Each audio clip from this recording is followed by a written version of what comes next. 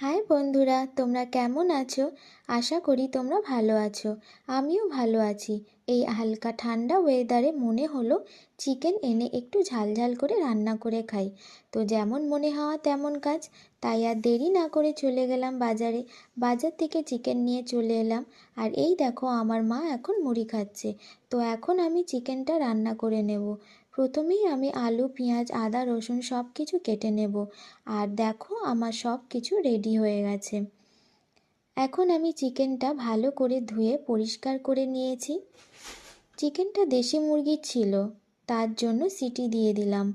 এরপর কড়া বসিয়ে দিলাম। তারপর কড়া গরম হয়ে যেতে দিয়ে দিলাম তেল। তারপর ফোড়নে দিলাম এলাচ, লবঙ্গ, দারুচিনি, তেজপাতা আর শুকনো লঙ্কা। তারপর পেঁয়াজ দিয়ে দিলাম। পেঁয়াজটা একটু ভাজা ভাজা হয়ে গেছে। এবারে দিয়ে দিলাম আদা, রসুন, কাঁচা লঙ্কা, লবণ, হলুদ, গুঁড়ো লঙ্কা, ধনে, জিরে দিয়ে একটু জল দিয়ে কষে নিলাম। তারপর চিকেনটা দিয়ে দিলাম।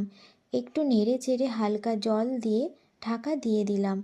একটু পরে ঢাকনাটা খুলে দিয়ে দিলাম আলু, টমেটো কুচি, সব কিছু দিয়ে ভালো করে চিকেনটা কষে নিলাম। তারপর পরিমাণ মতো জল দিয়ে আবার ঢেকে দিলাম। আর এই দেখো, আমার চিকেন রেডি হয়ে গেছে। তো তোমাদের কেমন লাগলো আমার ভিডিওটা সেটা আমায় কমেন্ট বক্সে জানিও। আজকের মতো টাটা, আবার দেখা হবে নেক্সট ভিডিওতে।